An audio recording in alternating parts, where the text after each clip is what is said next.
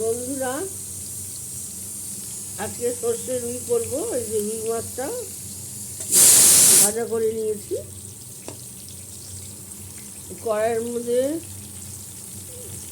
মেথি, কাঁচা লঙ্কা আর রসুন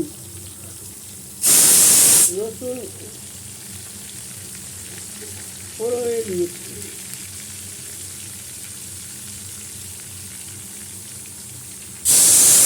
টমেটো আর আলুটা দিয়ে দিলাম, নুন দিয়ে দিলাম।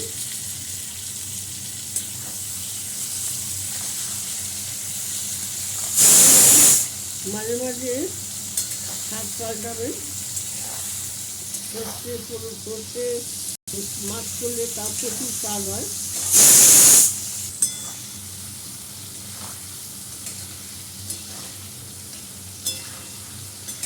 মেথির একটা সুন্দর গন্ধ আছে, মেথি আর রসুনের একটা দারুণ গন্ধ।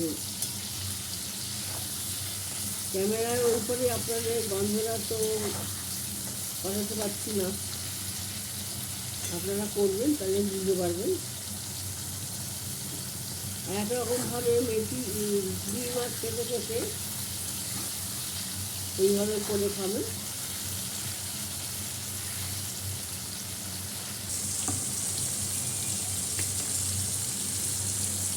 সর্ষের মধ্যে 1 চামচ দই দিয়ে দিলাম,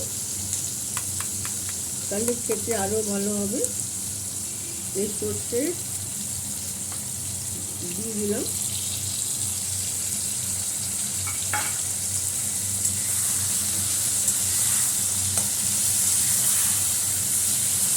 বেশিক্ষণ লাগবে না, আলুটা সেদ্ধ করাই আছে, টমেটোটাও নরম হয়ে গেছে।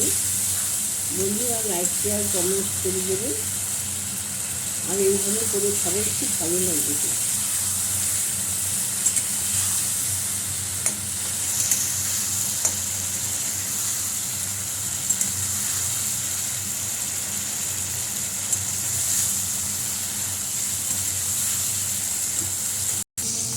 একটু গায়ে গায়ে মাখা মাখা হবে, বেশি তেল হবে না।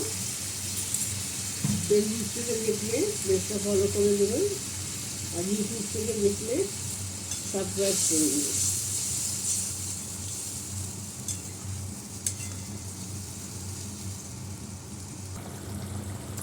আমার মাছের ঝোলটা হয়ে গেছে, এই মাছগুলো ছেড়ে দিলাম।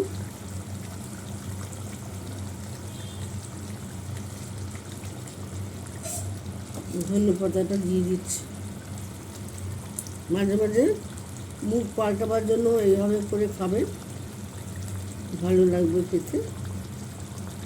আমার সব রান্নাই আমি শাশুড়ির থেকে শেখা। তারপরে আমার ছোটো কাকিমা, আমার ছোটো পিসি, তারাও খুব ভালো রান্না করতো। পিসি তো রান্নার দৃষ্টিরা হিসেবে, যেখানে আটকাতাম পিসিকে জিজ্ঞেস করতাম। তখন তো আর ইউটিউব ছিল না, আর একটু বেলাদের বই ফলো করতাম। যাই হোক, আমার মাছ রান্নাটা হয়ে গেল। এইভাবে করে খাবেন, দেখবেন মাঝে মাঝে মুখ পাল্টাবেন। ব্লগটা এখানে শেষ করলাম। নমস্কার।